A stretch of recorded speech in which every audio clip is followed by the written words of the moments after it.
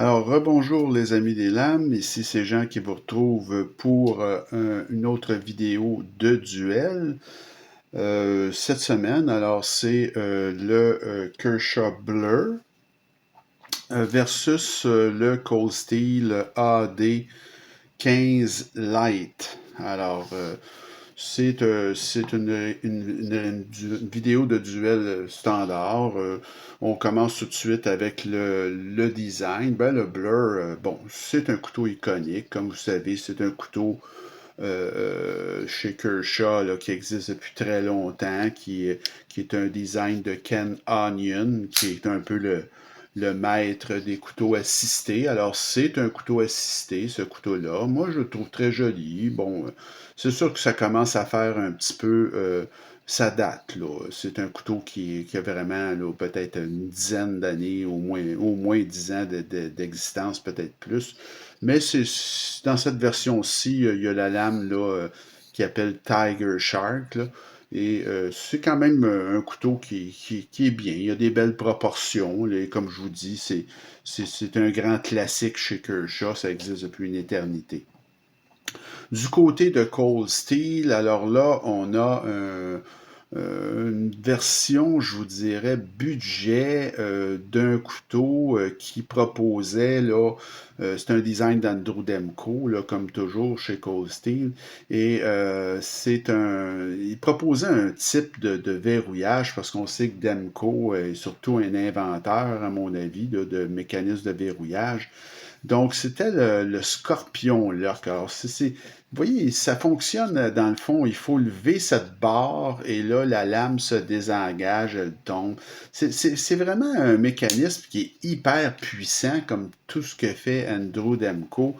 Mais personnellement, écoutez, je suis pas un grand fan de ça. Je trouve qu'à moins que vous ayez des besoins très spécifiques, d'un couteau absolument d'une force prodigieuse. Dans ce cas-là, vous êtes peut-être mieux de vous acheter une lame fixe, moi je ne sais pas. Mais cette affaire-là, ça a pas fait de beaucoup de petits d'ailleurs. C'est pas un mécanisme, ça, le Scorpion Lock, qui a fait des petits ou il n'y a pas eu, à ma connaissance, d'autres modèles. Et ce modèle-ci avait été proposé avec des matériaux, disons, plus dispendieux, meilleur acier. C'était ici, je ne me trompe pas, du G10 au lieu du FRN, en tout cas, mais à un prix vraiment très élevé. Alors, c'est quand même un couteau tactique là, qui est puissant, là, qui a un look un peu non conventionnel et avec cette force-là de ce mécanisme absolument à toute épreuve. Alors, au niveau du design, j'ai mis une égalité. C'est pas, si vous voulez mes goûts personnels, je trouve que c'est pas très très, c'est pas, comme on dit en québécois, c'est pas les gros chars ni pour un ni pour l'autre. Autrement dit, il y a rien pour écrire à sa mère ni dans un cas ni dans l'autre. Mais bon, j'ai mis une égalité. Au niveau des matériaux maintenant, l'acier pour le blur, c'est du 14C28N. Le manche est en aluminium. Vous avez un roulement à billes là-dedans et c'est un clip c'est un clip qui est non réversible. J'avais marqué. Ah, il est réversible. J'avais marqué réversible. Je me demandais pourquoi j'avais marqué ça. C'est parce il est tip-up ou tip-down. C'est-à-dire que vous pouvez le mettre sur un seul côté, par contre, pas sur le côté de face. Alors, ça fonctionne très bien. C'est des matériaux qui sont corrects sans être extraordinaires. Au niveau des matériaux du AD 15 Lite, ben là, c'est de l'acier AUS 10. En fait, c'est AUS 10A. Je ne sais pas s'il y a vraiment une différence. Ça ici, c'est en grivory, là. Alors ça, c'est du gros plastique, là, finalement. La barre ici de verrouillage, ça, c'est en aluminium. Vous avez des pleins montants là-dedans, ça pèse une tonne, en tout cas, on y reviendra. Et vous avez un clip qui est non réversible, je crois. Ou non, il est réversible, ce clip-là. Et c'est ça. Donc, c'est un clip réversible de type, là, Un peu comme Spyderco, mais en tout cas. Alors, c'est ça pour les matériaux du Cold Steel. J'ai mis également une égalité au niveau des matériaux. Là. Il n'y avait pas une grande différence.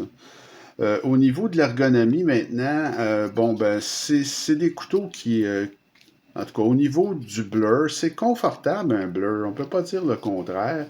Il y a un petit peu de dentelure sur le dessus. Il y a très très peu de hotspot de clip à ce couteau-là. C'est une prise en main qui est agréable, un couteau qui est d'une grandeur correcte. Vous avez un bon accès à la barre de déverrouillage, mais ça se fait toujours à deux mains dans le cas d'un couteau assisté. Mais au niveau de l'ergonomie, c'est bien un blur, c'est correct.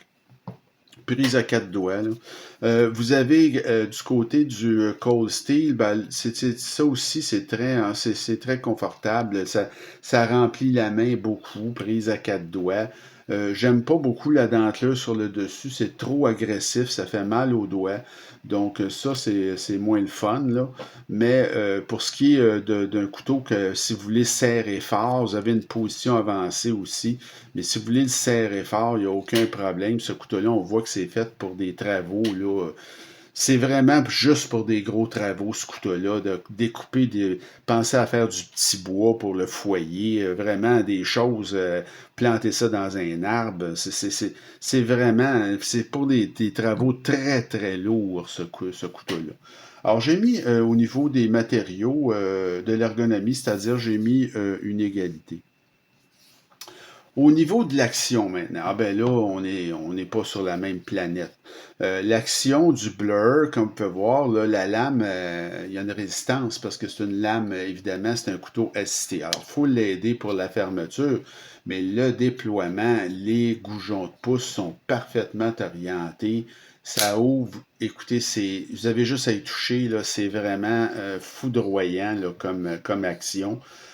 C'est même très violent. Il y en a qui n'aimeront pas ça parce qu'il y a comme un risque là, quand vous avez ça dans votre poche, vous n'avez pas le goût que ça ouvre comme ça et c'est très facile à ouvrir. Donc, c'est vraiment une assistance très puissante. Un blur, là, faut le savoir. Au niveau de l'action d'un AD15, ben là, c'est bien différent.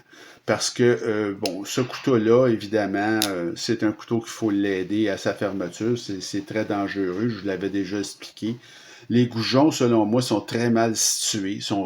Ça s'ouvre avec les goujons. Mais regardez où est-ce qu'ils ont placé. Ils sont vis-à-vis le tranchant de la lame. C'est jamais une bonne chose de faire ça. Et quand on referme ce couteau-là, il faut être très prudent. Quand on lève ça ici, là, enlevez vos doigts de là parce que quand ça se ferme, ça, si vous décidez de le fermer comme ça, la lame, là, si jamais vous avez un doigt ici, c'est terminé, elle peut venir vous couper. Et même si vous avez, une fois, j'avais fait ça, mais j'avais mon doigt qui était trop rentré à l'intérieur et la lame est venue me prendre ici. Donc, c'est dangereux, ce couteau-là. Il faut faire attention quand on le manipule, y aller plus tôt. Pour l'ouvrir, on peut l'ouvrir avec les gros goujons, là, mais pour la fermeture, je vous recommande vraiment de le fermer à deux mains comme ceci pour être plus certain qu'il n'y a pas de problème. Parce que c'est une lame qui est extrêmement lourde. Alors, si elle vous attrape le doigt, vous allez vous faire couper joyeusement. Pour l'action, j'ai mis un avantage, évidemment, au blur. Le prix maintenant, alors le prix, j'ai payé le Blur 99 qui est un très bon prix parce qu'aujourd'hui, c'est 125 ce couteau-là et même plus. Les prix ont augmenté, alors c'est ça. Au niveau du AD 15 Lite, ben, comme je vous dis, c'est une version budget d'un couteau qui coûte dans les 250 là, c'est effrayant. Mais celui-là, avec le manche avec partiellement en Grivoli, là, j'ai payé 125. Aujourd'hui, ça se vend 150 et plus, mais bon, c'est un prix qui est raisonnable si on considère la force du couteau. Mais quand même, le bleu l'emporte pour ce qui est du prix, là. Au niveau du poids, c'est un peu la même chose. Le bleu, c'est pas un poids léger, là, c'est 4,2 onces ou 119 grammes pour un couteau qui fait 20 cm, donc quand même pleine grandeur. mais il va gagner parce que le Cold Steel AD15 Light, entre guillemets, là, écoutez, c'est hyper lourd, c'est 6,2 onces, 175,7 grammes. Et ça fait 21,59 cm. C'est un petit peu plus long, mais écoutez, là, 6,2 onces. Donc, c'est vraiment, ça porte très mal son nom de light, là. Écoutez, c'est vraiment très, très lourd, ce couteau-là. Alors, le Kershaw l'emporte. Au niveau de la valeur, maintenant, ben, le Kershaw Blur, la valeur est très bonne. C'est un couteau iconique. Il y a plusieurs déclinaisons de ce couteau-là. C'est un grand succès commercial qui est en vente depuis peut-être 10 ans, puis ça va être encore en vente dans 10 ans. Donc, excellent au niveau de la valeur. Même chose pour le Cold Steel. On ne peut pas dire c'est une très bonne valeur. Il y a des gens qui aiment beaucoup ce genre de couteau, entre guillemets, overbuilt, là, d'une puissance incroyable. Comme je vous dis, c'est une version budget d'un couteau qui se vend à 275, là, et les prix sont à la hausse là-dedans aussi. Donc, c'est vraiment un couteau là, hyper puissant pour les gros travaux. C'est pas, moi j'aime pas vraiment le mécanisme, mais c'est ça. Si ce que vous cherchez, c'est quelque chose d'une puissance incroyable, ben c'est peut-être un bon achat pour vous. Puis ça a sa place dans le marché quand même. Alors, au niveau de la valeur, j'ai mis une égalité entre le Blur et le Cold Steel. Mon appréciation personnelle maintenant, ben écoutez, le Blur, c'est un couteau qui est fait aux États-Unis. C'est un couteau dont le début de production, j'ai fait certaines recherches, imaginez-vous, ça remonte à 2008. Donc, c'est 15-16 ans, dans le fond, ce couteau-là. C'est très, très connu. C'est très vendu. Une icône, un design de Ken Onion. Bon, alors, c'est un couteau qui est fait pour des usages, disons, modérés, là, assez quand même robustes. Là. C'est fait assez fort. Et c'est intimidant, ce couteau-là. Hein. Vous sortez pas ça devant grand-maman. Là. Alors, c'est un couteau qui avait, à l'évaluation, avait coté à 8,1 sur 10. Au niveau du Cold Steel AD15, alors c'est un couteau que j'ai acheté pour le mécanisme, hein, on s'en cachera pas, c'est pas mon style de couteau du tout, mais je l'ai acheté pour le mécanisme Scorpion, là, et de Demco, et c'est un genre, disons. Hein. C'est hyper puissant, mais c'est pas ce qu'il y a de plus pratique. Moi, ça ne m'impressionne pas tellement, mais il y a des gens, comme je vous dis, qui recherchent ce genre de couteau-là. Regardez-moi l'épaisseur de la lame là-dessus aussi. C'est vraiment un couteau quasi indestructible, là, fait pour des gros travaux seulement. Ce couteau-là avait eu une évaluation de ma part qui était quand même très basse, là, à 7,55 sur 10. Donc, je suis pas un amateur de couteaux très lourdeaux comme ça. Alors, j'ai mis mon appréciation pour générale pour le Kershaw Blur. Alors, vous voyez que c'est un gain assez, disons, assez clair du Blur sur le AD15 Lite. C'est 8 contre 4. Mais bon, c'est peut-être pas tout le monde qui va partager mon avis, là, parce que il y a des gens qui sont amateurs de couteaux là, de ce genre-là. Et ça a sa place sur le marché. Moi, c'est pas mon type, tout simplement. Alors, ça fait le tour pour notre vidéo de cette semaine. J'espère que ça a été utile et que vous avez apprécié. Continuez à m'écrire et passez une bonne fin de journée. Et on se retrouve très bientôt avec, cette fois-ci, le retour à des vidéos d'alternatives moins coûteuses à des couteaux iconiques là, qui sont très chers malheureusement. Et celui que je vais vous faire là, dans les 5 alternatives moins coûteuses, la prochaine vidéo, ça va mettre en vedette le Spyderco Chaparral.